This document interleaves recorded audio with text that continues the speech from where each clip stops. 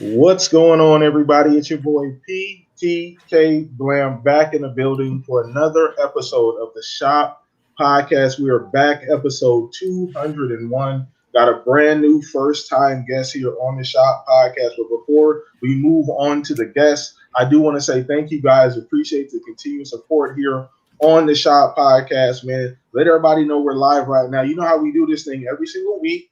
Go ahead, tell your friends, bring them in, let them know what's going on. Come hang out with us, talk some games. You guys want some no-nonsense news? That's where you're going to find it at right here on the Shop Podcast. So before we move on as well, as you guys can see, Stag is not here today. Shout out to Stag. He's actually doing I believe, Gamers Outreach live stream on his Twitch channel. Go support the live stream. He does that all the time. You know, Stag has a big heart, so please go show some support to him and shout out to Stag. But let's go ahead and get to it, man. I'm excited. Got a new mic. I don't know if you guys can tell. Chat, let me know how my voice sounds. Am I getting any closer to fuzzy? If I'm getting any closer to fuzzy, I'm doing good. So that can't happen. Anyway, that'll never happen. It's probably impossible. I can't turn into Barry White. So it is what it is. But either way, let's go ahead and get to our guest, man. This man is brand new to me, at least, on the YouTube scene. I just, recently discovered him, but he's been amazing. Been doing YouTube for a while. Has great content. All of his links in the description below. Very fair, very informative. Does his research about different topics, covers everything. So shout out to you, Big Plume. Go ahead and introduce yourself. Let everybody know what you do and where they can find you at, brother. Yeah, thanks, man. Thanks for having me on. First of all, really excited to be here. This is my first ever podcast, so it should be a good time. Just excited to get into the topics and everything. And like you said, the Big Plume on YouTube and covering the news and a lot of Xbox-centric stuff. But it's been super easy to talk about Xbox lately with all the positive news and everything coming out of there. So it's been a lot of fun. But yeah, excited to be here. Excited to jump into the topics.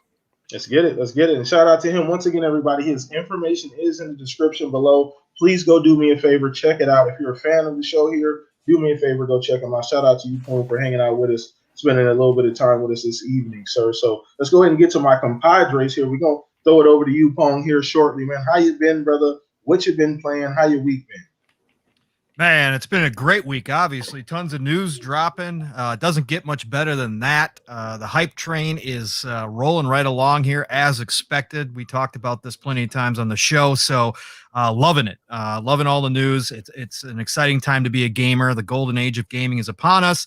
I have personally been playing a ton of NBA 2K1 again. Nice. Yeah, I'm back on it. Got my team up. Spent a little money. But you know what? I did win the game, to be fair. So so it didn't cost me anything. So I was all right. I can do it. I can give them a little bit of money.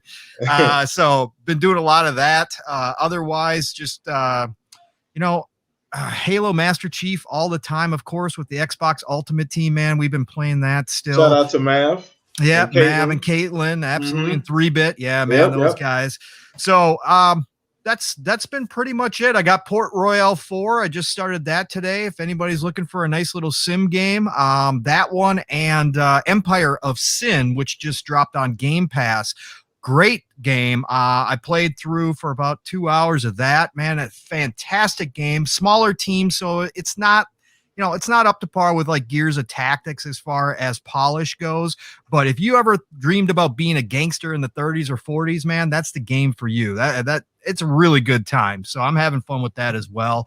But otherwise, man, this is an exciting week. Let's get into these topics. Yeah, and obviously, got a great guest here. So let's show them how we do it. Absolutely, man. Let's go ahead and move on. Throw this over to you, Centurion. How you been, brother? How's your week been? What you been up to, brother? Oh, man. Sorry about last weekend, gentlemen. The whole story, but this weekend I have been ready to podcast with you guys for almost 2 weeks now. It's been great. I've been kind of just dabbling a little bit in ESO, trying to get that whole situation cleaned up for the next big expansion that's going to happen here in June. Also getting ready for the update where they're going to optimize it for Series X and Series S. Hopefully get that 60 frames liquid smooth going on the screen there. Something we've all been looking forward to in ESO. But other than that, I haven't been really doing much other gaming. I did finally beat Werewolf the Apocalypse. Nice.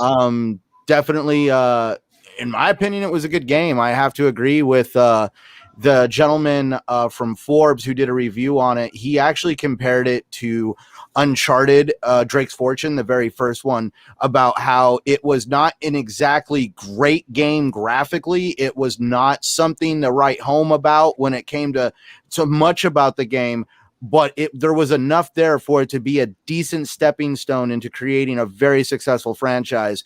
And that's where I really feel with Werewolf the Apocalypse is there's actually a stepping stone there if the developer actually tries to harness that. Kind of like remember how Mass Effect, the first game was like almost like watching paint dry in certain situations, but the second game totally, they went in, recrafted everything, got rid of a lot of the other stuff and improved other things. And I just really feel if they did that in the second iteration of this game, I really feel everybody will be talking about it at that point.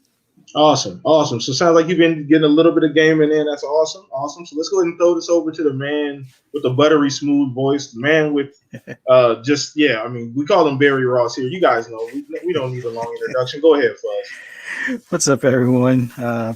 Just been chilling for the most part throughout the week. I've been playing a little bit of Division here, been playing a little bit of Forza there.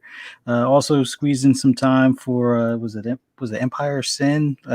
Basically the same game as Pong. Yeah. With the 30s gangster Chicago style, was it like turn-based or RTS type game, and it's a load of fun. Yeah, it is. Took over my first district, but outside of that, I gotta work on building up better security for the brewery. But other than that, just having fun. Just, chilling on Twitter, listening to all the positive news with Xbox, and getting frustrated like some other individuals with my PS5 on some stuff that just needs fixing. But we'll get into that. Now, awesome. Can I ask one question about this Empire Sin real quick? Mm-hmm. This game has been kind of popping up in my ADD game radar, and I have been now. You said it was turn-based. Now, are we talking like turn-based? Like, I hate like is it like a game where you have like if you're offline, can people screw with your stuff, or is this turn-based? No. Okay, no. Gears Tactics. Think of Gears. Tactics. Okay, that's because I know like there's certain strategy games because he's talking about security on the brewery. Yeah, there's certain strategy games where you could come back and be like, really, come on, I wasn't even here. You just described art. That's the wrong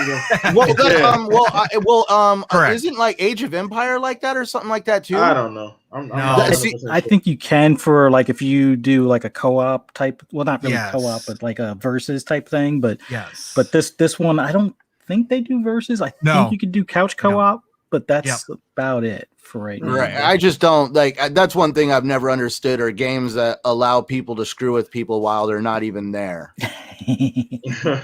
All right. Well, was that it, Fuzz? I don't want to cut you off. That's all it. right, man. We got a lot of topics today. Yeah, we got a lot to unpack here. So let's go ahead and get started. Once again, Super Chat is live as well. So if you guys want to donate to the show, we appreciate it. All proceeds go back into the show. You guys know what we do here, know how we do it. Shop Podcast. Let's dive in right now. So first thing, we always start with Poll of the Week every single week. I put it out on Twitter on Mondays. Follow me.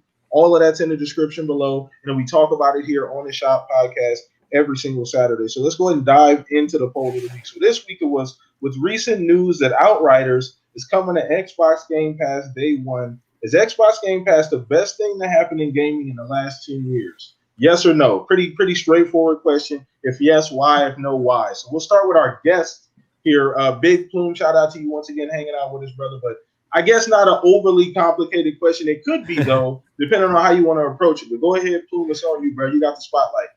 Yeah, I mean, for me, it was a pretty simple answer that it's yes. In the last 10 years, I can't think of anything that has been better for gamers and has brought more value to gamers than Xbox Game Pass. Unless like I'm missing something completely here. But you just got to think about like the amount of games on there, the day one games from Xbox Game Studios, now with the Bethesda games coming over. And then you think about what just happened with Outriders as a third-party game, right? Coming over on day one, and it's a AAA game as well. And you're paying what, like average $15 a month depending on where you are, right? Yep. Yeah. For that amount of games. So I can't think of anything else that's been better in the last 10 years and provides more value. And I think like the Outriders thing is such a great, if you're on the Xbox platform, you should be super excited for it. Even if you're not going to play Outriders, or even if you're not excited for the game, just showing that Xbox is looking to get these AAA third-party developers on board on day one. So I think we're going to see a lot more of that in the future. And I think the value is just going to continue to increase. So I think I saw the poll, and the majority of the answers were yes, like in the 90%. Pretty overwhelming. Yeah. So I'd be interested in the people that voted no, what their reason is for voting no, just because I'm trying to think of like what could have been better in the last 10 years, and I can't. So I could kind of give some insight on that. I got on a show on Wednesday. If you guys want me to kind of give you what was said to me. Oh, well, no, I mean, I'd love to hear that. Yeah, go ahead. Go ahead. Okay, so the gentleman, I was on Stubbs Cast, and there's a gentleman on there. I believe they call him VJ. He hit me with the idea that Game Pass is. I hated using the term dumping ground, but that's pretty much what it was like. Almost like he didn't want to clarify it as a dumping ground, but he doesn't like the direction that. According to him, there was not much interest on the pre-order side when it came to Outriders, when it came to the gaming community, because Square Enix, kind of struck out on the Avengers, and now they're obviously trying with Outriders, and because they didn't actually push it out, there wasn't enough interest in pre-orders that they decided to go to Microsoft to put it in Game Pass. And he's basically saying that Game Pass is going to be a place where a developer can shove a game that is either A, not going to be successful, or B, has issues. And basically by doing this, they could almost devalue Game Pass by doing this. And I was kind of like, I don't really see that happening, because I always see Microsoft's first-party studios outshining anything that's ever put in Game Pass. Yeah. But yeah, for them, I don't know. I guess the argument is that somehow Game Pass is a good place to put a game that you feel is not going to be successful. But that's not inherently a bad thing. There's nothing wrong with a game needing help. Or these executives saying, you know what, we see the roadmap, we see that this game may struggle a little bit. Let's at least give it some legs. Let's give it a chance to breathe a little bit. Like, Game Pass I've always the pressure. stood by that, yeah. Yeah, it takes the pressure off some of these developers. We've seen it, year after year, developers come out and say, hey, we've made a ton of money. We found the audience in Game Pass that we probably wouldn't have found. Like, Game Pass is more of a, people look at it as they look at it as a life vest. I look at it as more like a buoy. If you get the analogy, it's not. It's there. It'll keep you. It's there for for multiple different purposes, but it'll keep games float. Keep games that may not may not have the marketing or be able to come out right next to a Call of Duty or a larger game. Like, it gives those type of games, and that's what I've always looked at Game Pass as far as its offerings. But now that we see Outriders being thrown in there as a first AAA, as far as like third party day one, the offerings may become even more higher quality, essentially going forward. But I don't get that take either, Centurion. So I completely understand where you're coming from there. But yeah, so go ahead. We'll throw this over to. I don't know if you wanted your take on that. I think it's really great that they're doing that. Is every time I have been pounding. Okay, so for the first year or so of Game Pass's life, I was one of those people that was under the guise of, I'm not going to rent my games, that fun that analogy. Until finally I saw what I was going through. I bought Sea of Thieves day one. I bought State of Decay day one. I have all these titles day one. I own Gears of War 5, the Legendary Edition, digitally. Yeah. And that's where I still support these games. I put out the other day that I just bought The Outer Worlds, but I bought the one that came with the season pass. I'm glad I held off instead of buying it when it first came out before they had a season pass, and now I got the season pass and I'm playing the DLC and I'm having a lot of fun. With Game Pass though, every time I read any article, any developer that's ever talked about it, they talk about how it's like a gateway. It opens the doors for a developer that's never had a way to get a game on a console to all of a sudden get a game on a console, because generally to have a game on a console, you need to have publishing and all this other stuff. And Game Pass, well, because Microsoft is Microsoft, they have that all lined up to where you just need to be able to walk up with a piece of software that you want to put in Game Pass. And as long as it's not nothing crazy, Microsoft has definitely got open ears. And we've all heard about how Microsoft wants to introduce AAA titles, you know, a couple times a year in Game Pass. Outriders is just going to be the start. We're going to see some really amazing games end up in Game Pass. We're going to be able to save some money. I kind of have to joke. I was holding off on the pre-order for Outriders, and all of a sudden it's in Game Pass. And I'm like, hey, a lot of people out. Yeah, I also know people that pre-ordered the game. I'm actually going to be kind of convinced. I'm actually kind of curious on how many people decided to, rescind their pre-orders for the fact that it's going in Game Pass now. Yeah, I'm sure it's a ton. Go ahead. Sorry, yeah. So I'm sure it's a ton. And I think another thing is that, yeah, Outriders isn't the most popular game out there, and it's not the most like marketed game out there. But I saw an article and they said there was like 2 million demo downloads. So people are definitely interested in playing it. And that's the only thing I have to laugh. I played the demo. I enjoyed the demo.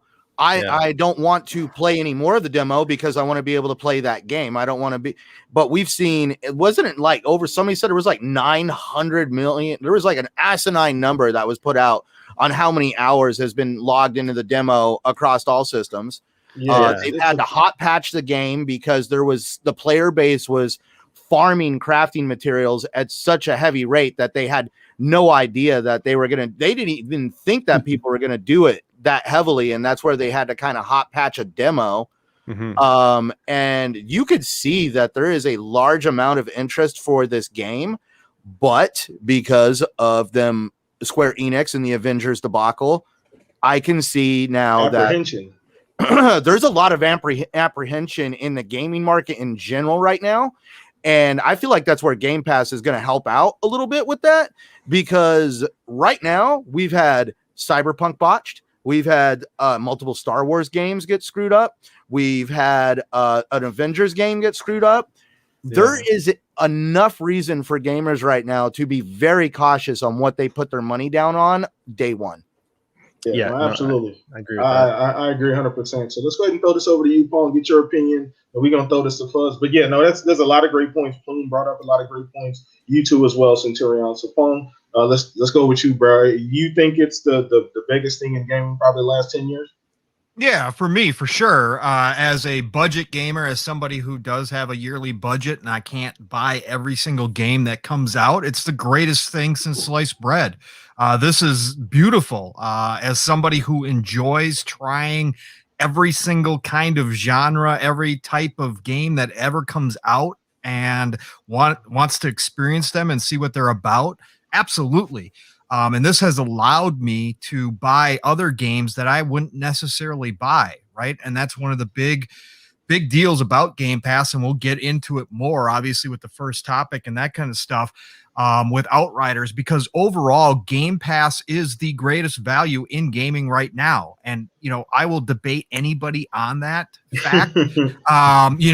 People can have personal opinions about what they expect to see in there, and I get it. And for some people who maybe, for those people that just buy, Call of Duty and Madden every year and that's all they play the entire year, yeah, I can understand why Game Pass necessarily wouldn't be appealing to them. I get it. But for the average gamer who does like to consume a variety of games throughout the year, this is just another avenue. And for all those people that still like to throw out, well, you're just renting your game. Well, nobody's forcing you to do it, number one. Number two, you have the option to buy it. I've bought games that are at a discount. Discount generally, yep. I bought games that I've enjoyed in there, especially from the smaller developers. That's where some of my money has shifted to, instead of me having to budget out all the big games. And it's only going to get worse as we go. And I say worse as a compliment, because we have so much content coming down the road. There are going to be so many big games, so many smaller games coming out. I can't wrap my mind around it. But what this has allowed me to do is to shift some of my money. So when I see an indie developer come out and say, hey, show me this game that's fantastic, and I play it on Game Pass, I'm like, you know what? I'm going to buy this game for $15, right? Because it's a great game, and I want to support that dev. That's what I do. And then on top of it, just like I said about NBA, I won that game, so I technically didn't pay for it, and I understand I'm paying a monthly fee. But when I go into a games of service, a game that has dropped into Game Pass, if I'm actually really enjoying that game, I have no problem buying some DLC, buying some clothes, whatever the case may be, right? I have zero issue giving some of my money towards that dev because they've allowed me to play it in Game Pass, which to me, and again, I understand it's not free. However, for me, for how many games I play off of Game Pass, whatever it's costing me 25 cents to play this game, I don't care. I'm going to shift some money to them. And I think over the last 10 years, without a doubt, Game Pass is the best thing to happen to gaming. And I think we're going to see the value just increase as we go through these years. And as Microsoft hits those numbers that they want to hit with subscriptions, and we get all of these huge first-party games dropping in there. And now we're starting to see some third-party devs, some second-party devs, starting to eyeball it, going, hey, is this going to be good for my game? Could this be something that really boosts it, like Outriders? We're going to see more of that because Sega has already come out and said what a great shot in the arm this was for Yakuza. We're going to start seeing more and more of this happen. And so, yes, for me, absolutely 100% the best thing to come out in the past 10 years. Awesome. Let's go ahead and throw this to last but not least, Fuzz, man. What do you think, man? Game Pass, biggest thing the last 10 years in gaming, would you say? Definitely. I mean, as a parent of two kids, that I won't say they have ADD because they don't. But they do have a short-term, I guess, enthusiasm with certain games. So if it's something like Human Fall Flat or what's another one? Like the Hello Neighbor and things like that. Like early on, I wasn't buying a whole bunch of $20 games for them to play it like 2 days and then it sit on the hard drive. So having Game Pass makes it so much easier. All right, the $15 a month, that's the equivalent of like, after 2 months, it's the equivalent of buying one of those games. But one, I can buy them at a discount, or two, they have other games that they could jump to and then, eventually come back to the ones that that they would have originally had me just buy those as a solo game. So it definitely comes in handy where you have kids that I'm game sharing with my kids. So having access to, 300 plus games, it might be a little overwhelming for them at times to, kind of pick which game they want to play, but it makes it so much easier, picking through a whole catalog as opposed to, okay, we got to go ahead and get this game. And, next week it's like, oh, I want to get another game. Well, what happened to the other one? Well, did you finish it? No, I didn't finish it. I'm tired of it. It's like, ugh. But yeah, Game Pass definitely helps where that's concerned. It also helps as far as like games that have been there for 30 days I think it's like a 20% discount. So it's like perfect example with Outriders. I was kind of on the fence. I only have enough room for the Division as far as like a games as a service type of game. Yeah, I know them looter shooters take up a lot of time, brother. Yeah, and I got Forza as my other go-to for the driving stuff, which I go to that almost daily for, different cars and things like that. But, it was like, do I want to spend the $60 for, pre-order on this? And I figured I was going to wait until it was on sale. Now it's in Game Pass. I can go ahead and play it day one. And then, provided that they have like any patches or anything fixes that they need, or, depending on how the end game plays out, it's one of those things. I don't think it's going to be in there for that long of a period. So I'll be able to go ahead and buy it at a discount as opposed to paying the full 60 to play it day one. But the value, it's I think the closest thing that I've seen, and it's not even remotely close, would be for PC with Steam sales. Yeah. But then again, you're buying tons of games that you're probably never going to get to in your backlog. And right now with Game Pass, it is adding to the backlog a bit, but the good thing is you have that variety. You don't feel as guilty. You didn't exactly. Yeah. you didn't pay $60 day one when the game launched, and then have it looking at you almost a year before it's like a Games with Gold or a PS Plus game, like I've done in the past. But generally, I would say for someone that wants to save money on games, and it's not even about the rental aspect. The rental aspect is great. But if you want to save money, the fact that they give a discount on the games themselves, or if it's a first party game, because I'm kind of on the fence on the next Forza because I didn't really care for the Lego expansion.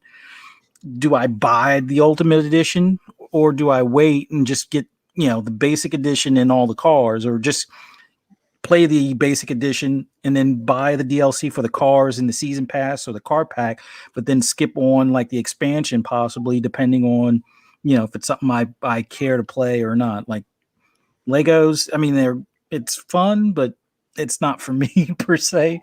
But yeah, there's so many options with Game Pass. The pricing's right. The fact that if you do Game Pass Ultimate, you also have access to games on PC.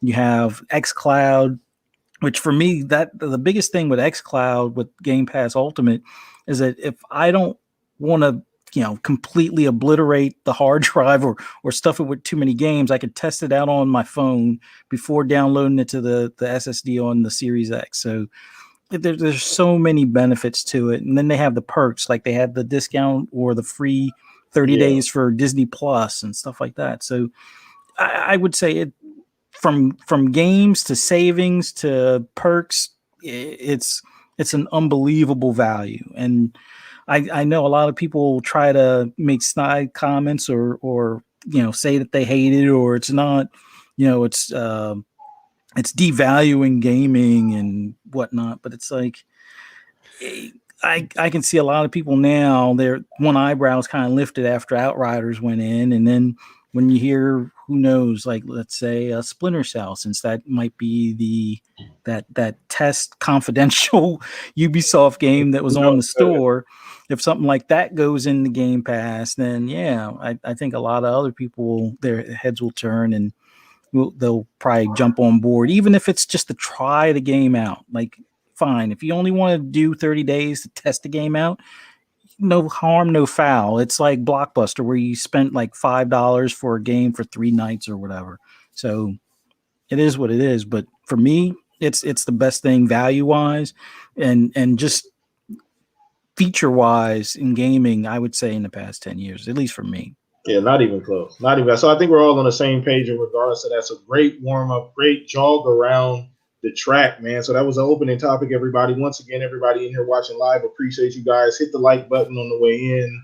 Let everybody know we're live. Retweet that link on Twitter. Appreciate the support. So let's move on to the next topic. So this is a great segue actually to our first main topic of the show. And we're talking about Outriders going into Game Pass Day 1. Obviously, it was a bit left field. We got the random email from Xbox Game Pass, and everybody guessed. There was a lot of guesses initially. It was Outriders because of what the email stated about the anomaly and a strange signal, and we were right. And it's a bit.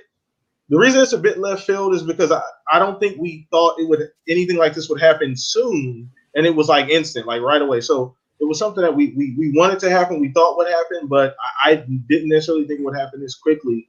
And with the game like Outriders especially, I had no idea. So we'll start with you, Plume, on this one. Do you feel like this is the first domino to fall for Game Pass as far as being able to get Outriders in there day one? Do you feel like this is essentially maybe a beta essentially for a larger, AAA size title in Game Pass?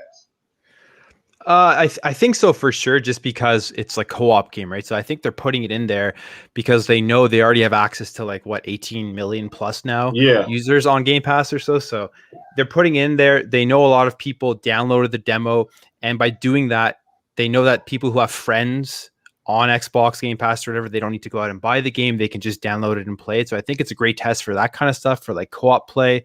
But at the same time, it's technically, I guess, the Medium was the first third-party. True. Good point. Game that came there, but that was a game that we knew was coming to Game Pass as an exclusive for a long time, and then Outriders was kind of just came out of nowhere. So I don't even know who has the marketing rights for Outriders. Is it Xbox? I thought that they marketed Outriders at like the PlayStation event previously. Maybe they did. I don't remember. Me and Fuzz were talking about this literally, I think yesterday, and I haven't done the research. But go ahead. I'm sorry. I'm not sure about that either. But I definitely think this is going to be something that Microsoft looks into more in the future with third-party games. I think this is going to be like, how many people are going to download this? How many people are going to play this? And once those numbers start spreading around the industry, I think more third parties are going to want to get in on that action.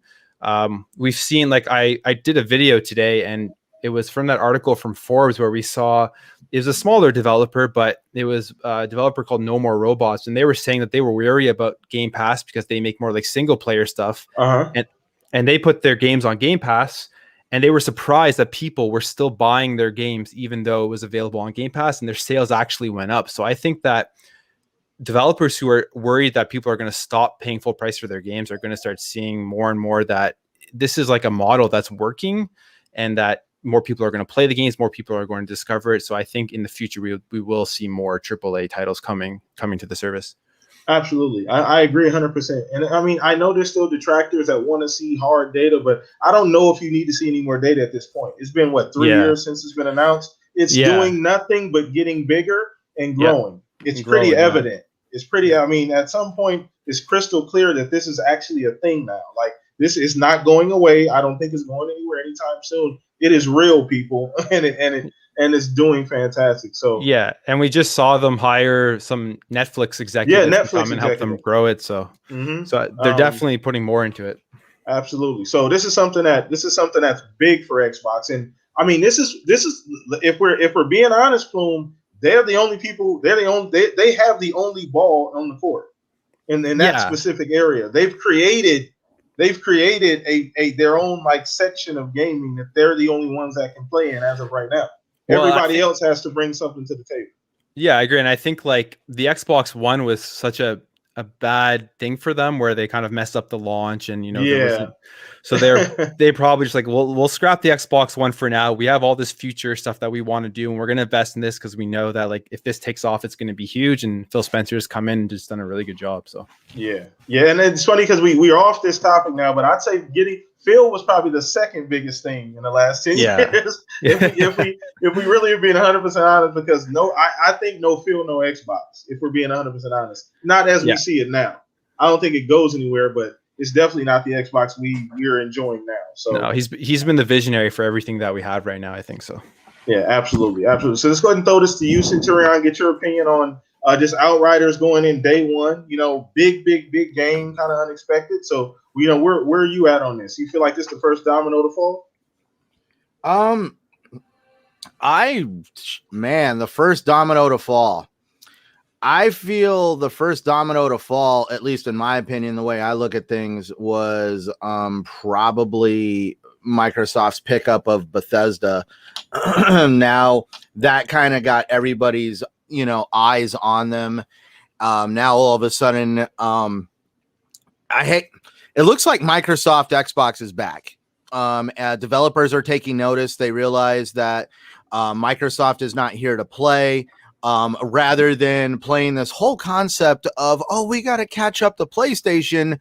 No, you just come in like a raging a-hole and you just change the game, and you basically make the entire industry have to conform to the way you want to do things. That's kind of the way Microsoft rolls. They've always been ahead of the game. They tried pushing technology in the Xbox One that people completely were resistant to, that they use it in their homes every day now, anytime they say the word Alexa or Google.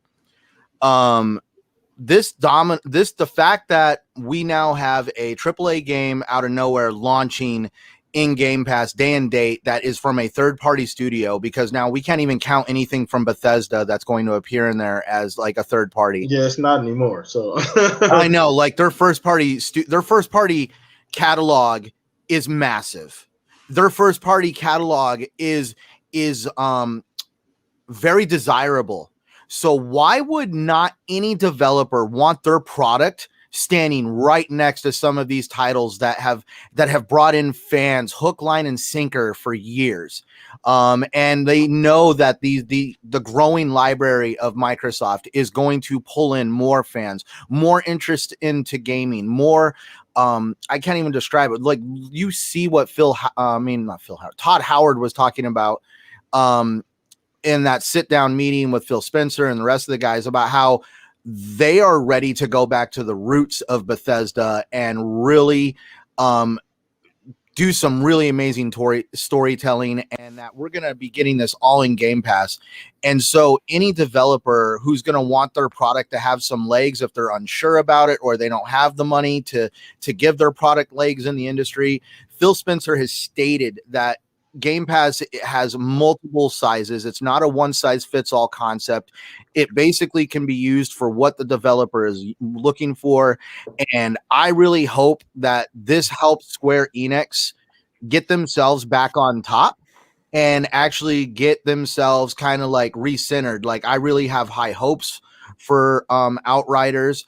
And I could see the work and effort that they're trying to put in, trying to get people to want to go back to the Avengers.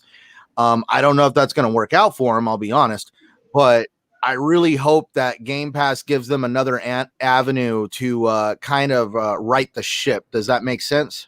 No, that makes 100% sense. No, absolutely. I agree 110%. And so it's extremely important as well as that we do not forget, the Game Pass is so multifunctional, and Outriders being a part of that now and being something that happened out the blue just makes sense. Like you said, I mean, for a game like Outriders that, like you said, it's not a perfect game. Obviously, there's no such thing as a perfect game anyway, but a game like Outriders can absolutely benefit from Game Pass, right? Because those types of games tend to be roller coaster rides. Look at Destiny, look at Division. People leave, come back, come back. It's 1 minute. 1 minute the content is like God's gift to gaming. The next minute it's like, oh my God, what'd you do to the game? Exactly. So there's that ebb and flow. So it's going to give them a nice chance to have a consistent user or player base, at least to start with, until they can get the remaining content.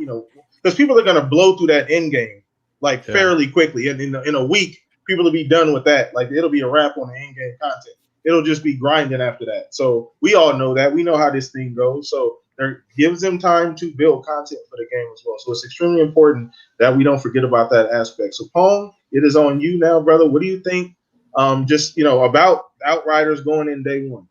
Yeah. Let me throw some quick stats at you guys here. So Sarah Bond came out just the other day on top of all the news and released some Game Pass stats, right? And what they found is that subscribers spend 20% more time playing games. They play 30% more games overall, and they play 40% more genres, and they wind up spending 20% more on gaming overall as well. Okay, these are just some of the quick hitters that we're going to start to find out. ACG, Jeremy Pinter, he's got some good connections. He's a good guy. No BS, straight from the gut, man. You guys want to follow somebody and subscribe to a YouTube channel, that's great. Go check him out. But he was on shout out to the Iron Lords podcast. He was on there. Yeah, that's right. He was on there a couple weeks ago, and he said that actually, I think it was just last weekend, but he said that coming soon, meaning this summer, that we're going to start to hear some of the actual numbers that companies are reporting as far as sales and obviously overall revenue generated from Game Pass and being in Game Pass. And he said it's going to blow some people out of the water when those numbers start to leak out. And so what Outriders is the first, like you said, domino to fall. It works a couple different ways right now, just because of the simple fact, like we've talked about, Square Enix might be a little gun shy because of Avengers. I don't think Square Enix is in any kind of trouble. I mean, they have Final Fantasy 14 still making money, making tons of money. And obviously they've got other franchises that carry them. But as the publisher, I hope I didn't give you that idea, because if I did, I'm sorry. No, that's okay. But as a publisher of this game for People Can Fly, right? They obviously saw what happened to the Avengers, and they saw how quickly it died and withered away because they did not have the game properly set up to succeed. They did not have the content that's necessary to keep a games of service going. Now, Outriders is not a games of service. They've made that quite clear.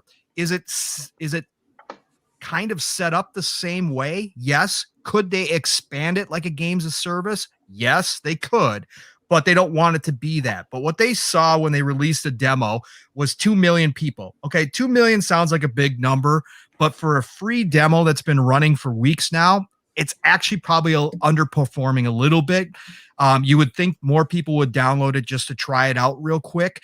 So I'm sure they probably want to see somewhere closer between 5 and 7 million people download it and try it out to get a good feeling about it. Now, does that mean the game's going to flop? No, it's not. But from Square Enix's point of view, Microsoft shows up the doorstep and says, hey, how about you drop this thing into Game Pass? We've got probably right now 20 plus million, probably approaching 21 million if they continued on the same pace they were on. 21 million people instantly have access to Outriders. Let's see if we can't get a player base going, right? Let's see if we can't get this game some momentum and then let word of mouth take over from that point. How many games have we seen this happen to? We've seen a ton of games happen where it hasn't been received properly, but then all of a sudden they make some fixes, they make some changes, people get their hands on it, word of mouth spreads, and all of a sudden it's a big deal. So I think for Outriders to get this instant player base is a huge deal for Square Enix. Plus to get the money up front takes a little bit of the risk off. And now think about this from the other side. Okay, Microsoft has been rumored to be wanting a studio over in Poland. Okay, People Can Fly has been rumored plenty of times. They have worked with Microsoft. Microsoft knows that studio, obviously, Gears of War Judgment being a big one, right? So they know that studio. They get to see what this game does in Game Pass with hard stats. And if they are in talks with People Can Fly, or they're thinking about entering talks with People Can Fly, and again, we won't know that for quite a while, but if they are, they get upfront and personal with one of People Can Fly's biggest games, the biggest game they've probably ever released, from the standpoint that this is the first AAA in 2021 to really hit. Okay, you can think of what you know, whatever you want to, but it is the biggest game to hit so far in 2021. So they get to see that, and they get to see how it does with their customer base. Right. And so I think that's important to Microsoft as well. And what we're going to see is outright, I think Sega dropping the Yakuzas in there was a big deal from the Asian side of things, because all of a sudden they realized that there was a market for those style games once Sega started talking about how well Yakuza has done in Game Pass. Now you see Square Enix as a publisher drop a big title that's been being pumped out and has been advertised quite heavily and talked about. Dropping that into Game Pass now is another piece of that puzzle. And again, as Microsoft increases their numbers, as Game Pass grows, let's say they hit 30 million by the end of the year, which maybe, if everything falls right, is probably a little underestimating. You probably could see 35 million by the end of this year. Games, third-party developers and second-party developers are going to have to take notice. They already are, but they're going to have to take notice of Game Pass, because the simple fact is you can drop any game into that service, to that ecosystem, to that platform, which is what it is now for Microsoft, and get that many people instantaneously looking at your game. Okay, not everybody's going to download it. We know that. But the point of fact is you have the potential for that many customers. Now think about how much content is coming out. If you just take a look at the list of games that's projected for 2021, and 2021 is being considered right now kind of a slow year still because of the pandemic and a lot of things getting pushed. Okay, think about how much content we're going to see this year, right? Okay, then look at it 2022, 2023 as we go down the road and everybody's firing on all cylinders again, and all this new money is in the industry right now because of how much growth there has been. Do you know how many games are going to be dropping every year? There's going to be a lot of games that back in the day, before we had a service like Game Pass, would get lost, right? They would get lost. Like, how many times did we see that happen, right? Titanfall 2, right? Lost in the shuffle. Yeah. because it dropped alongside a Call of Duty, Battlefield, whatever, right? It got lost. Now developers can say, okay, look, our game might get lost in all this stuff, but what if we drop in the Game Pass? Game Pass has 40 million people sitting there. Microsoft's going to give us some money up front.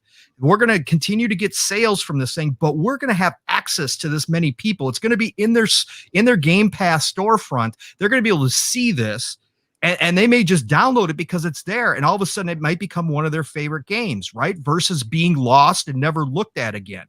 That's why I think Outriders is a huge deal to be dropping into Game Pass. It is another test case study kind of situation that's going to open the eyes. Hopefully, if it's successful, is going to open the eyes of more developers down the road going, you know what? Let's drop this into Game Pass. Let's do that. Let's see how it goes. And more, I think that's going to start happening because it's definitely going to be more viable as Microsoft grows that entire platform to the point where they start hitting 50 million customers. There is no way a developer is going to be able to ignore Game Pass and what it could do for their game. Yeah. All right. So no, once again, I mean, it's such a ace in the hole for Xbox. You know, we can talk about this thing so many different ways, but let's go ahead and throw this over to you, Fuzz. Get your opinion before we move on to the next topic, brother. Yeah. When it comes to Game Pass, we've kind of seen like a games as a service, a big one, a big looter shooter in there before, just actually fairly recently with its new DLC with Destiny 2, and how well that did as far as bringing people back to Destiny, although having the expansions was another thing to draw people back, but having that mixed into Game Pass was a huge win for not only Game Pass, but as well as for Destiny, as far as getting a lot of players back into it, even though they're not having to shell out the extra money for the DLC at the time. But the interactiveness, the player base, to be able to have that many people playing consistently, to have more people for your fire team and things like that is a huge benefit for the developer themselves. And having those raw numbers, I'm pretty sure when Square Enix was kind of getting a little queasy in the stomach as far as not getting as many demo downloads as they had hoped, or maybe not as many pre-orders as they hoped, putting it into Game Pass, they now can have a little bit more comfort knowing that they're going to have a lot more eyes on the game. It is going to get a spotlight. It is going to have a more interactive player base.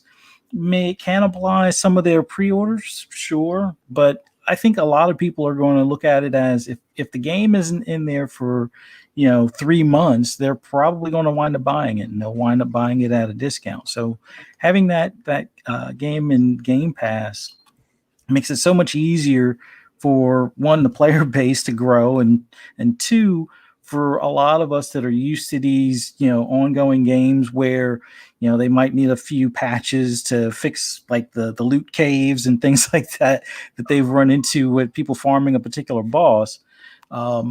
This is a good way for them to overall have a solid player base, get a lot more eyes on the game, potentially have a lot more life or legs to it, as opposed to something like the Avengers, where it had a lot of legs to it in the first 2 weeks, and I think now it's something like 500 players. So it definitely helps having access to Game Pass. So it's going to be a mutual benefit. It's going to draw more attention to Game Pass, so you more than likely get more people to subscribe.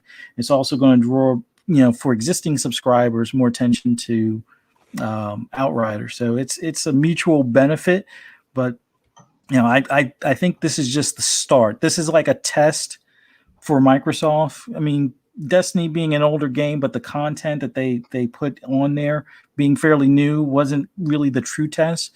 This will be the true test on a AAA on launch day, seeing how well it does and see how well their subscribers take to the game and how much buzz it creates, not only for the subscription service, but for the game itself. So if they're able to turn those data points over to the developer and they're like, hey, you saw this many, downloads because it was in Game Pass, as opposed to, half that, let's say, for, the original pre-orders. And then it shows this amount of hours played, this amount of content or DLC purchased, or, people buying the game now at a discount because they actually enjoy it. People that may have been like myself that were on the fence, they were like, I'll wait 30 days or so for it to be a sale, for them to get the end game figured out and all that stuff. Now I don't have to wait. I can go ahead and play it, get everything to my liking as far as my characters. And then, when the sale comes around, go ahead and pick it up, because I'm pretty sure, unless they become first party, I'm pretty sure it's probably only going to be in there a few months. So maybe a month. Well, we'll see if it's longer than a month. Let's just say. I think it will be, but all intents and purposes, this is a great start to, I would say, many more AAAs. Now, will we ever see a Call of Duty, let's say? Probably not. But I'm pretty sure if Ubisoft could, turn back time, I'm pretty sure they would want to put Phoenix Rising in there. As good of a game as it was, it didn't do as well sales-wise. And having it in Game Pass and then people possibly picking it up at a discount would have probably been a better thing on the books for them, as far as the amount of money that they've put into the game to produce it and whatnot. So we'll see how things go from this point forward. All right, man. That's gonna wrap up that topic, man. But once again, overall, just to kind of put a button on it, Game Pass is awesome, and we've said that the first two topics. I think we've reiterated that point. That please get Game Pass. You're doing it wrong if you don't have Game Pass. If you own an Xbox, don't have Game Pass, you're doing it wrong. Please go ahead and do yourself a favor and get that. But let's go ahead and move on to the next topic. Shout out to everybody in here watching this live right now. I'm gonna give a couple quick shout outs to Victor Alstein, as well as Chris Hart's in here. Obviously, some of the people in the chat, Ashtray, everybody just hanging out. Everybody watching live, appreciate you guys supporting us from the house or wherever you're at, listening and watching. So let's move on. So a little bit of PS5 news. I want to talk about this. I don't have a vested interest in PlayStation VR, but I know, there's some people here that do or are kind of looking forward to that. So I do want to get the panel's opinion, your opinion first. Plume, about they essentially showed us a controller. They haven't shown the actual unit, the headset unit itself. As far as I know, they haven't, and that was the first picture we got of an actual new updated controller. So, one, are you into VR at all, Plume? And if you are you looking forward to this next version of PlayStation VR? Yeah, so I have kind of like an interesting relationship with VR. I actually pre-ordered the original PSVR, and I was extremely excited to pick that thing up on day one, because I was like, wow, I get to come home from work and then I get to disappear into a game, into virtual reality, and it's going to be so cool. And how did we get here with technology and all that kind of stuff? But, yeah, the PSVR, I picked it up. It was cool for like a couple of months. And then it was just hard to get into like fully, because it was like there were so many wires with it. The wires were thick. It was cumbersome to like set up and everything.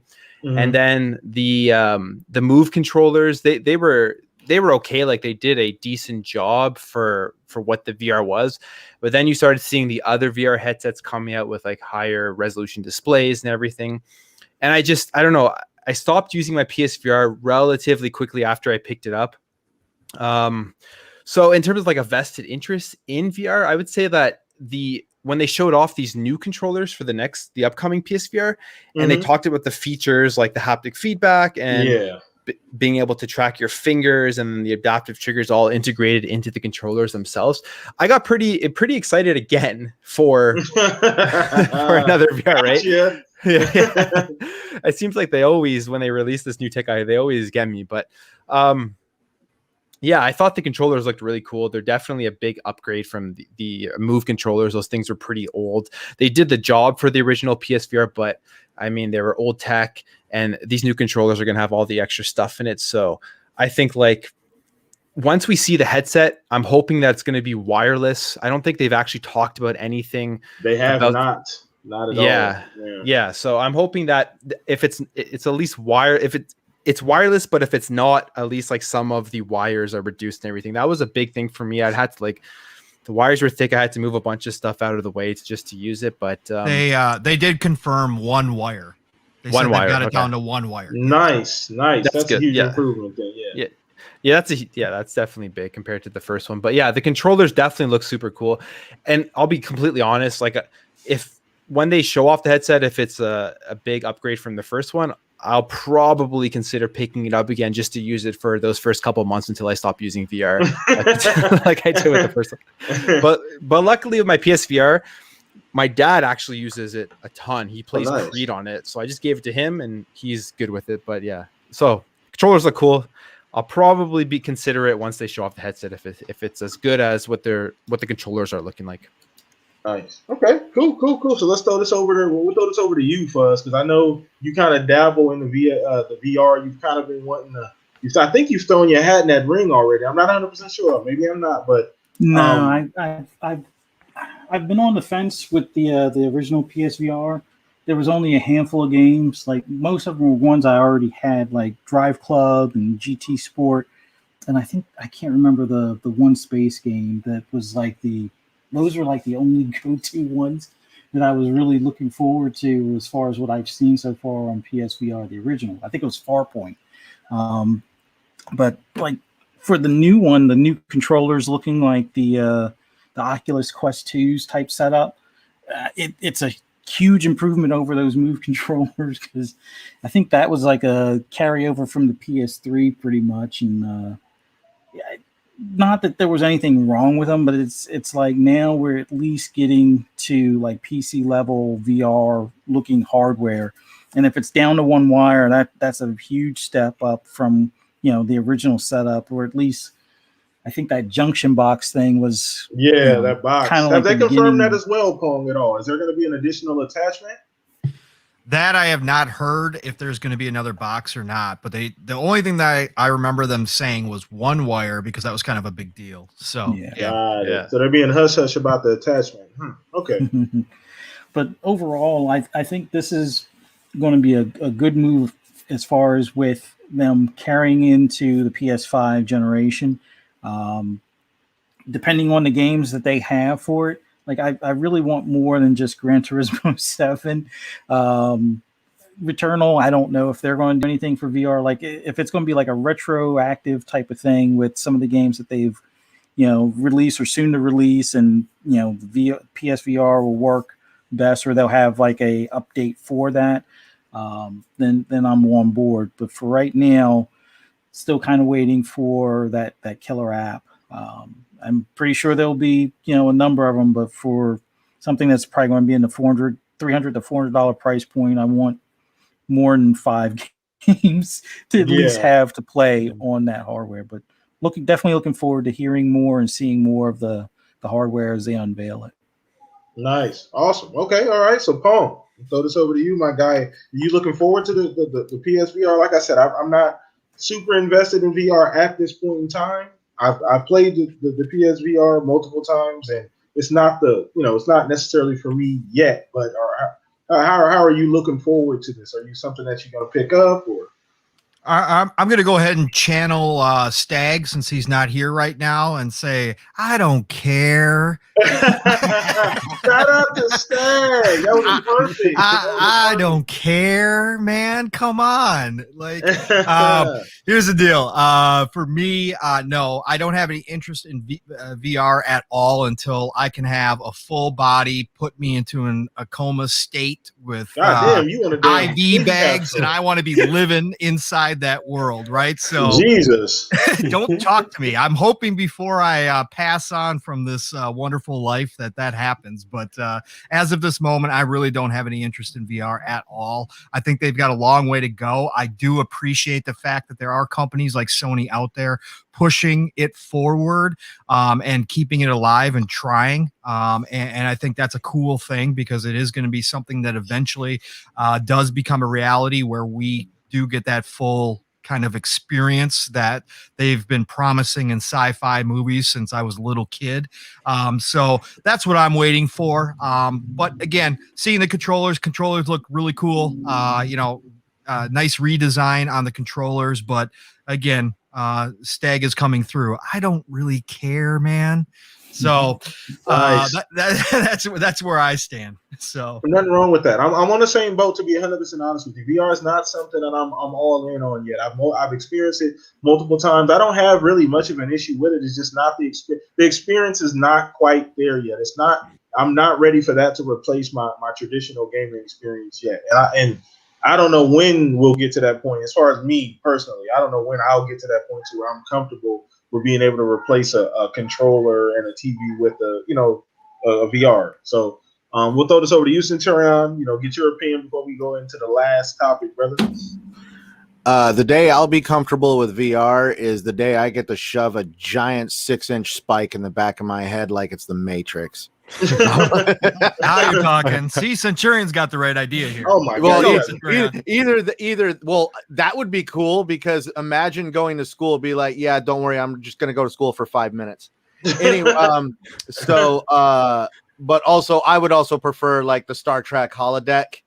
I don't know, when I grew up as a kid watching like the Star Trek holodeck or the X-Men Danger Room, just that right there, that would be the pinnacle of gaming right there. That may be too realistic. You can die in a Danger Room, I think. Like, I don't know. Well, but that's actually not to nerd. Really die in there. Like, not to nerd out, but in Star Trek, you can die too. Like in Star Trek, the one, like the movie where they fought the Borg, they actually wanted to show people this, how it worked in the holodeck, that in Star Trek, the holodecks have safety protocols because they even explained even a holographic bullet will kill you because there is mass to that bullet because the computer's creating that through light. And just like light can be a laser, it can penetrate the human body. So in Star Trek, they showed this, like they killed somebody with a holographic gun just to show that it will penetrate the human body. And that's probably one of the limitations on wanting to create that effect on, what if you create could potentially kill you. But I've been loving listening to you guys talk about the VR on PlayStation, because when I first saw the controllers, get the wood pile ready, tie me to the stake. I feel like very, very little innovation. No way. They look completely different than the last one. They look different, but what I mean by innovation is they looked at what was working for other guys, and rather than being Sony and trying to be innovative, there's nothing wrong with that though. Hey, if it works, I mean, but that's what Sony has been become. Like Sony used to be a company that really hit innovation in the gut. They were the proprietors of OLED technology. Well, we all see LG ran off with that. No offense to Sony, but you can kind of see that they have been in the design of most of their hardware. They have been known for taking components off the shelf and just putting them together for what they need. And I just feel that they looked at the controllers like the Oculus, probably more than likely, and they saw a little bit of the technology in there. And yeah, the one thing I've heard that there's supposed to be a light ring on this one. I don't think, does anybody know if the Oculuses work off light just like the PlayStation does? I'm not sure. Poom, do you have an idea, Poom? I have no idea, but one thing on Centurion's point there is I don't know too much about the other VR controllers, but I guess like the thing that enticed me there was the haptics and the adaptive triggers on the. That's where I feel like that's where they really scored, was the haptics and the adaptive triggers. That's where they put. That's DualSense technology, right? That's pretty much the same technology that's in the DualSense. Yeah, and I wasn't the biggest fan. Like, I'm not the biggest fan of the adaptive triggers, but the haptics I think on the DualSense are super cool. So if they incorporate that properly into like a VR experience, I think that could be innovative. But I don't know if that's available. That was like the only innovation to me that really leapt out, was that they are going to create a controller that's more immersive in the fact that there's going to be those triggers and all the feedback in them. I'm also noticed, like, because it says it can actually sense button pressing before you even touch the button technically. Now that's where, is that technology potentially going to be something that aggravates people? Because in my line of work, we actually deal with stuff that try to predict the consumer's response on something, and sometimes that can lead to a machine doing the thinking for you, and sometimes it does things that you don't want it to.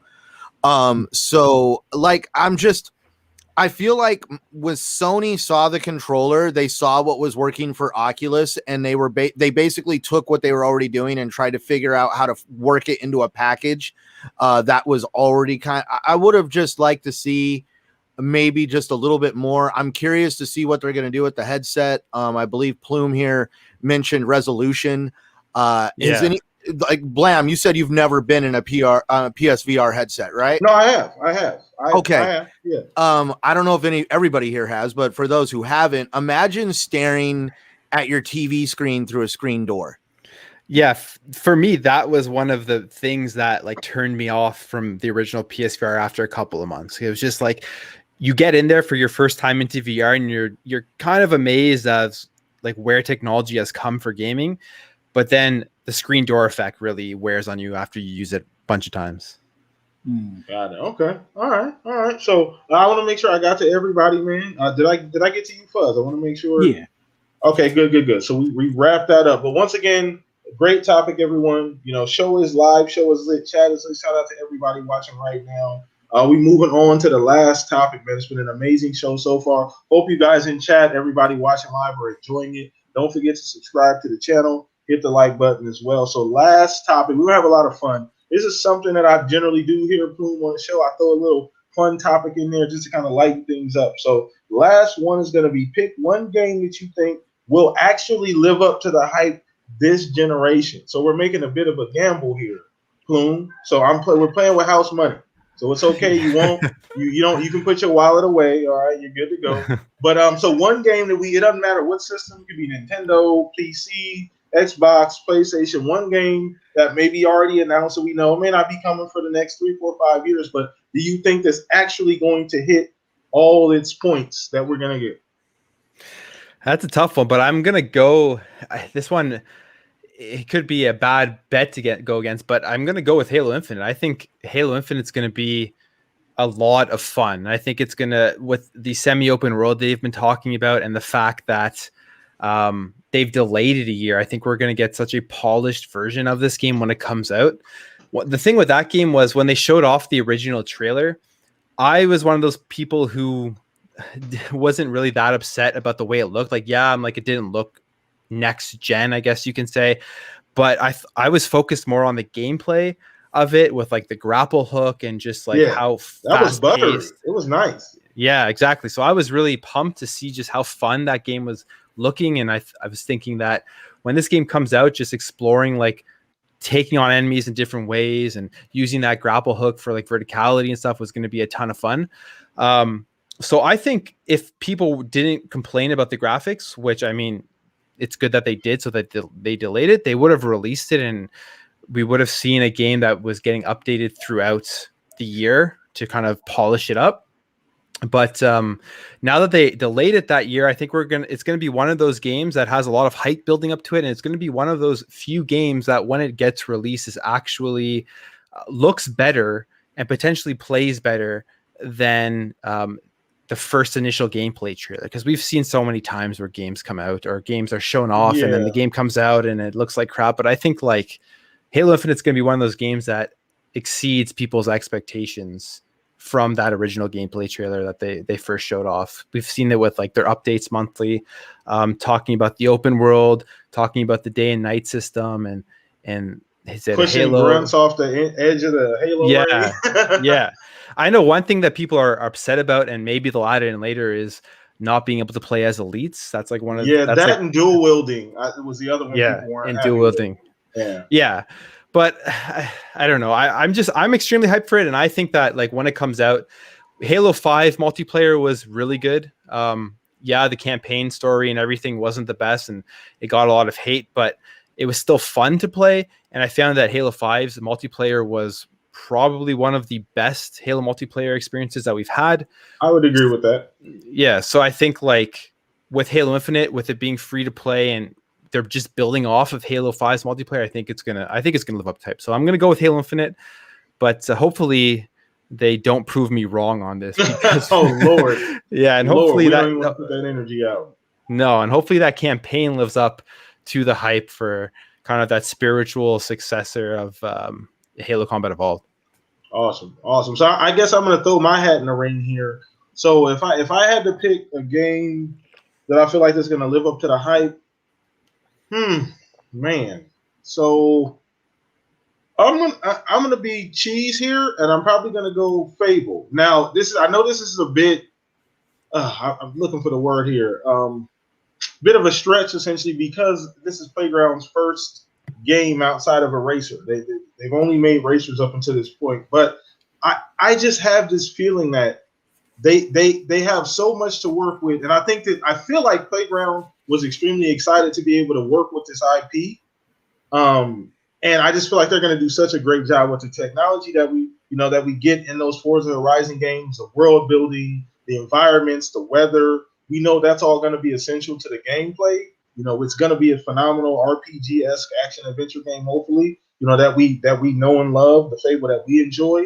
I just feel like it's that. I think Perfect Dark is going to be great as well too. Those two, I would say, I feel like are going to nail what they're going after. They're going to nail, just the idea of the games and what they want to accomplish overall. So Fable would be my one, I would say. So let's go ahead and throw this over to you, Pong. We'll go with you next, bro. One game that's actually going to, well, Halo 2. So I'm with you on that one too, Pong, just to make sure we're on the same page here. But Pong, it's on you, brother. What do you think's actually going to live up? What game? Doesn't matter what system. What game is going to actually live up to the hype? Well, I was gonna go the easy route with something that we already know. Well, I mean, I guess we still know about it, but I was gonna go with something that was coming out this year and take the cheese route as well. I think Halo and Starfield and like Back 4 Blood, I think those are gonna live up to the hype for this year. But since we're playing with house money, like you said, PTK, I'll go out a ways here, and it's another big title that we already know about. But I have absolute faith in the studio. So I think Avowed is going to be the real deal. Yeah, I think I dropped a bag on that. Yeah, I dropped a bag. I liked your pick too. I mean, even though it is a risk because of Playground, not having the background there, I still think Playground is such a great studio. I think they're going to pull it together and pull it off. But Avowed is right up Obsidian's alley. They have perfected their craft. They are second to none when it comes to Western RPGs, except for maybe Bethesda, but we could actually have an honest discussion about that if they've taken the title. So I mean, I think Bethesda's history gives them a little leg up, but Obsidian is right there with them. And so I think with that world, that they've already got a huge, gigantic amount of lore for the world that they're going to explore, their storytelling abilities, and them doing all of the games leading up to Avowed, along with this new tech that they now have access to with Microsoft's backing and money. I think you are going to see a game that rivals most Western RPGs that we've experienced so far. Elder Scrolls 6 may come out. Skyrim, that's scary to say. Yeah, I know. Shoes, man, but the funny thing is, Pong, I get that feeling. I've said I feel like Obsidian could potentially be Xbox best studio. Yep. If everything like lands the way it's supposed to, like as far as their main titles, it's scary what they could achieve. But go ahead. No, absolutely, man. I really believe that Obsidian is on the cusp. And I think Microsoft actually has a couple studios that are on the cusp here. But I think Avowed is going to be the one that generates the buzz like a Bethesda style game, that when that hits Game Pass, you're going to see subscriptions increase by a significant amount, because a lot of people, after they hear about what that game are going to want to play it. And I think that's the next big one, but I don't think they fail. I don't think they fall on their faces. I think this one comes out the gate in probably, let's say probably about 2.5, 3 years, somewhere in that neighborhood, and crushes it out of the park. And I think that's the one for me. All right, so before we move, I want to get your opinion, Plume, on Avowed, because it's a very interesting game, and with the pedigree Obsidian has, and Obsidian, they've nothing but hits with Obsidian. Obsidian, rounded hit, everything they've done, Outer Worlds hit, so it's just hit after hit with them. So I want to get your quick opinion on Avowed. What do you think? Do you feel like it could be that like that big of a title? Yeah, I definitely agree with Pong here on this one. I think Avowed is one of those games that a lot of people are looking forward to. And just like you said, the pedigree of Obsidian, it's a game that Microsoft has the chance to just really blow up everyone out of the water with and increase the Game Pass subscriptions. It's going to be compared to games like Elder Scrolls, right? And And I guess like if you think about it, Obsidian and Bethesda working on Fallout New Vegas, so they have that together, and maybe we'll see some collaboration between the teams working on Avowed, right? Because they talked about that at the roundtable working together. So who knows what they will do with that? But I think that's a game that has a lot of people excited, and I agree. I think they'll knock it out of the park with that. It's one I'm super excited for because I mean the Outer Worlds was a great game as well too. So and yeah, I was just going to say a little friendly inner competition now between Obsidian and Bethesda, driving each other. I mean, again, one time they didn't have the best relationship, but that's all water under the bridge now. They're underneath the one umbrella, and now you can see this little competition coming because if Avowed comes out and crushes it and one-ups anything that, you know, Bethesda's done. Let's say it one-ups Skyrim, and people are talking about it up there with Skyrim.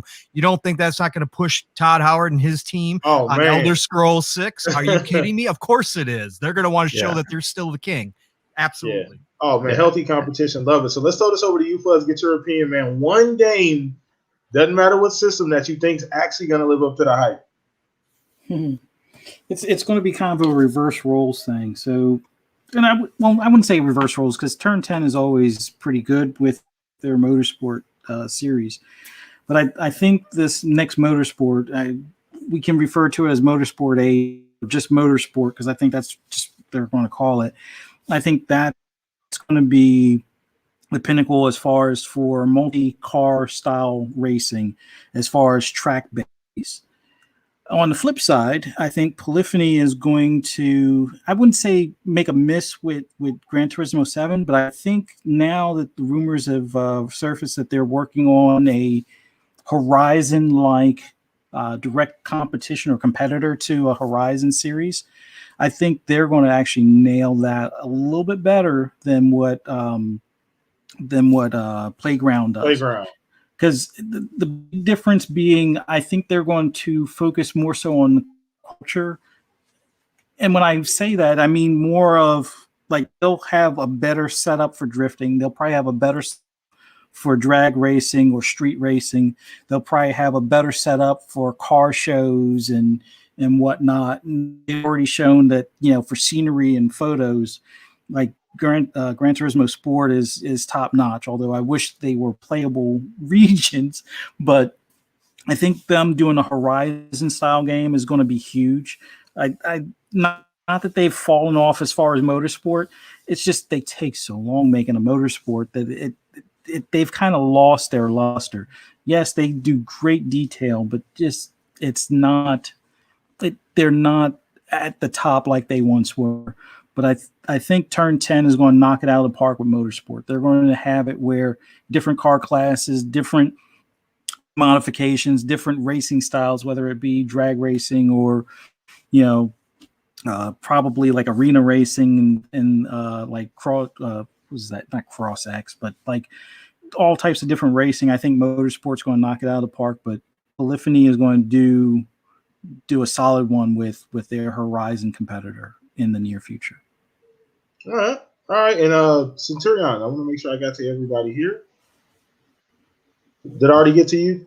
No, right, I'm just sitting here mowing it over in my head. Good, brother. I want to make sure. You guys have mentioned so many great titles. Like, where do I begin other than saying, I think we're going to have a resurgence in Lego games. No. Man, what I've heard Avowed, I've heard Starfield. I've heard Elder Scrolls. I've heard a lot of great titles. Where do I throw one in? I have high hopes for Fable. Definitely want to see what who's doing Fable again. Playground Games. Yeah, that's I'm wanting to see what's going to come out of them. You know, technically this is them tackling kind of a new wheelhouse, so it's always nice to see a fresh take and perspective on gaming, especially when you see a developer who's ready to kind of tackle a new genre. Man, I'd have to really say the titles that I'm looking forward to, like even this year, I hope it still comes out, would be like a Far Cry 6. I'm very curious to see what they're going to do there because I really want to see them reinvent the Far Cry franchise, kind of like they reinvented Assassin's Creed. But I like how they have kind of found a niche, or like this is their thing, where they make some of the most iconic bad guys in the Far Cry franchises.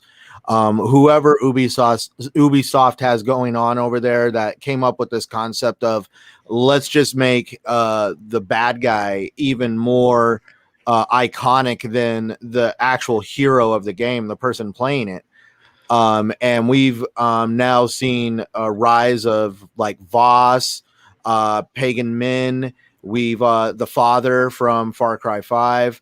And I'm really looking forward to some of the cast that they've put in Far Cry 6. So I would have to say that's one of my hopefuls, that they kind of knocked that one out of the park, because man, I just have a love for Far Cry games. And when I hear people talk about how they're kind of stagnant and they're kind of like they feel like the same thing over and over again, we've seen Ubisoft rehatch everything when it comes to Assassin's Creed. So maybe we could see a little bit of that same magic come out of Far Cry. Awesome. No, I agree. And Far Cry is a great series. I think it's one of those games and series that like the games continue to be made. Like you get them every single generation, and we've gotten them consistently. And that means there's enough people that want the game to justify them making it. So hopefully it gets a Assassin's Creed like glow up. Because it definitely needs one at this point. So we'll definitely see what's going to happen in the near future here with that franchise. But that actually is going to wrap up the show, everyone. We had a phenomenal show here. Brand new guests. I appreciate everybody watching this live. You guys are all amazing. Hopefully you guys had a fantastic time. And before we get into our guests and our panel, once again, like, subscribe to the channel if you have not. All of the information is down in the description below. The special guest, his information is down in there as well. Please do me a favor and check out his content. But I will let you do the talking now, Boom. I just want to say thank you for hanging out with us. Hope you enjoyed your first time on a podcast, man. Maybe this will open the floodgates. Who knows? But you're always welcome on this particular show, man. Anytime, the door is always open. But let everybody know once again where they can find you, where they can get your content from and what you got going on. Yeah, man. I mean, just YouTube, The Big Plume, and Twitter, The Big Plume, probably the two best places to find me. But yeah, overall, it was awesome show, fun hanging out with you guys and just talking about video games, and had a great time. So I appreciate you inviting me on and everything. Not a problem, man. Once again, do yourself a favor. Go check his content out. He's growing fast. Before you know it, aren't you you're probably gaining a couple hundred subs a week, man. Like easy. It's been a good ride recently. I've been making videos for like 3.5, 4 years. Lots of content. Yeah, so I just appreciate all the support I've been getting, and it's been cool. So leave it at that. And it's going to continue, man. So just keep up the great work, Boom. We all supporting you here, brother. I'll always try my best to support good content creators, people that are fair like yourself, that do their own research, put a lot of time and work into their videos. So great quality stuff, man. Keep it up. But once again, you now have a hall pass to the Shop Podcast anytime. So you never know when you get a DM from me saying, hey, you busy this weekend. So we appreciate you here, brother. So once again, guys, go check his content out. So let's go ahead and move on to my compadres here. So Pong, let everybody know what's cooking up with you, man. Always great to have you on. Newest member of the show. I always make sure I want to say that for new people watching. But yeah, thank you once again. Always bringing the heat, brother. Let everybody know where they can find you. Absolutely, man. PTK, thank you as always. Centurion, Fuzzy, appreciate you guys. Plume, big shout out to you, man, for joining us tonight. Awesome to hear your thoughts. And obviously, you will have another new subscriber from me. I already followed you on Twitter, but I definitely will subscribe to your channel. Chat. Man, you guys were amazing out there coming out here. We had, I think, 36 people in chat tonight. That's awesome to see. A lot of familiar faces. We got over 40. It was over 40. We were over 40, man. Even better. Woo, nice. Yes. So great for you guys. I appreciate you guys coming out and supporting us. Again, we'd be in a closet talking to ourselves if you guys weren't here. So this is fantastic to see. And I love you guys.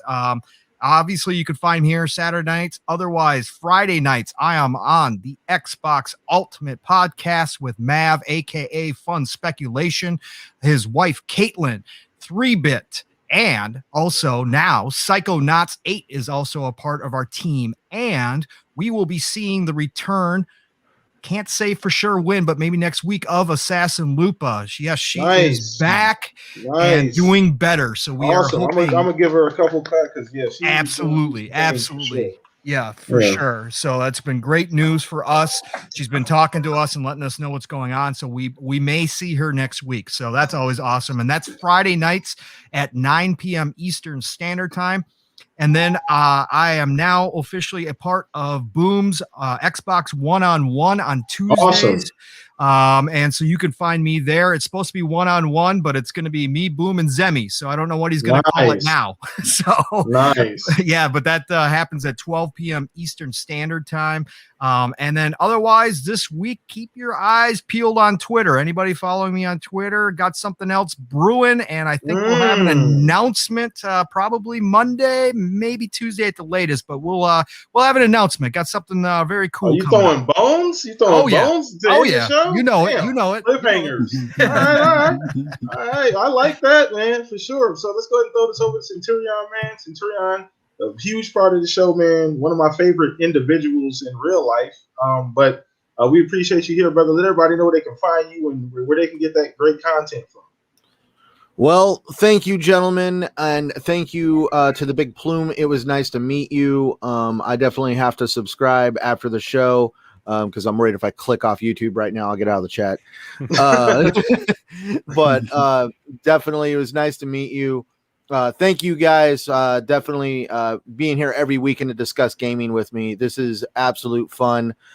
For those who want to get my take on gaming and just my crazy world in general, you can find me at Centurion1307 at Twitter, YouTube, and of course Xbox Live. Even my microphone's open there. I have had great conversations with individuals like the blue one. Man, what can I say? I'm always down to have a chat if I'm available. Over to Pong Soul. Was last Friday I was on the podcast with you, and we got to play Halo. What was it? Halo 3 or Halo 4? We were playing some 3, and I think a little 4 sprinkled in there. Master Chief Collection. Yeah, definitely. It was fun hanging out with you guys. Friday night was definitely a blast. It's good to hear that you're definitely rocking every show you can, and you are one busy individual. And definitely, dude, thank you for letting me know what happened to Assassin Lupa. It's definitely good to hear that she is A-okay for the most part. Don't know exactly what happened. I can only imagine. But definitely it's glad to hear that's some positive news. More positive than anything that could come out of the Bethesda purchase or anything else. It's just good to hear that another human being is doing fine. Awesome. We'd love to have you here, man. You're always a big part of the show. So glad we missed you last week for sure. So glad to have you back, man. Once again, shout out to Stag too. Obviously not here. Definitely a hole that cannot be filled by anyone else. So shout out to him. I'm sure he'll be back next week, man. All in the chat, bothering you guys. And Chris actually showed up this week, Stag. So you miss your goddamn chance. And once again, you miss your chance. So I'm just playing. But either way, we appreciate you guys. And last but not least, community Mortal Kombat tournaments going on. Yeah, we need to do something going on. But last but not least here, Fuzzy, Mr. So Plume, if you didn't know, this is where we smooth things out once we let Fuzz close the show, brother. If you got a smoking jacket, anything extremely soft, you may want to put it on. If you got some wine, cognac, you may want to get that as well. So go ahead, Fuzz. Well, thank you, Plume, for joining us. Awesome having you on the show today. Great with topics and everything, and much success to your channel. Definitely will be subscribing. Congrats to Pong as far as joining Double Barrel Gaming for the one-on-one. That is awesome, man. You're definitely a rising star. Oh man. Shout out to Stag. Everybody afterwards, go ahead and check out his stream for the charity and everything. Yes. I almost forgot about that. Please do that. Glad to have you back here, Centurion. Always good to have you on here with us, and glad you're doing good, man. Thank you. And then with Assassin Lupa, I'm glad that we have some good news, because it was definitely a little worrisome. So good things coming, and I'm glad she'll be on one of the streams with you guys. So that's going to be awesome. And as always enjoy being on here with you guys, talking games, my favorite hobby. So it's always the bright spot of the week. Always look forward to coming here. And thanks so much for having us. Thanks so much to the chat for joining us, rocking with us, and, just talking shop with us in the chat and everything. It's always awesome. But you can always find me on Twitter at @fuzzy_Belvedere, or on PSN @fuzzy_Belvedere, or Xbox Live at @fuzzy_Belvedere. Normally playing either Division 2 or Forza or Gran Turismo or something along those lines. But thank you, Blam, for having us on, man. It's always awesome being here with you guys. Not a problem, man. So yeah, once again, host of the show here, PTK Blam across the board. Find me on Twitter, here on YouTube, Shop Podcast every single Saturday, 6 p.m. Essentially Mountain Standard Time, sometimes Pacific Time. The time is a situation. We're gonna get that together, but dude, everyone just needs to get on Arizona time. I swear to God, we don't man, change a thing. This is ridiculous. That was super. Dude, what'd you say, Blue? I said that was super confusing because I was just thinking that Mountain Time was the same in Canada as it was in the United States, but I guess it's different. And I was just like, what? We're just a bunch of rebels out here in Arizona, while the entire world has been convinced that they all have to start grabbing their clocks and messing with them at certain parts of the year. Yeah, we're just like, nah, we're good over here. We're good. We don't need to talk about it. Yeah, but anyway, shout out to everybody watching the side. You guys can find me here, like I said, every single Saturday. Appreciate the support. I will actually be on TXR tomorrow. Nice. So I don't know. Yeah, so I was gonna say definitely, man. I heard a rumor, and that's why I was like, yeah. I'm gonna be on there tomorrow, so look forward. I believe it's like 6 p.m. or something like that. I can't remember exactly. I gotta check. Well, it's 9 p.m. Eastern time always, so that would be 6 p.m. our time. Yeah. So basically, in my world, that is 6 p.m. during the summer, 7 p.m. during the winter. Bingo. But yeah, I'll be there tomorrow, so check me out there as well. But I do greatly appreciate the chat. You guys were fucking amazing. You guys always are every single week. Appreciate the love. Please spread the word. We want to see as many people every week in a podcast. We want to see it grow every week. So spread the word about the podcast. I'm going to be looking into putting in more places as well, as far as audio and things, just to give people other places to find us. So that's something that's coming down the pipeline as well. But we appreciate you guys. Enjoy the rest of your weekend. We are out of here, everyone. Peace out.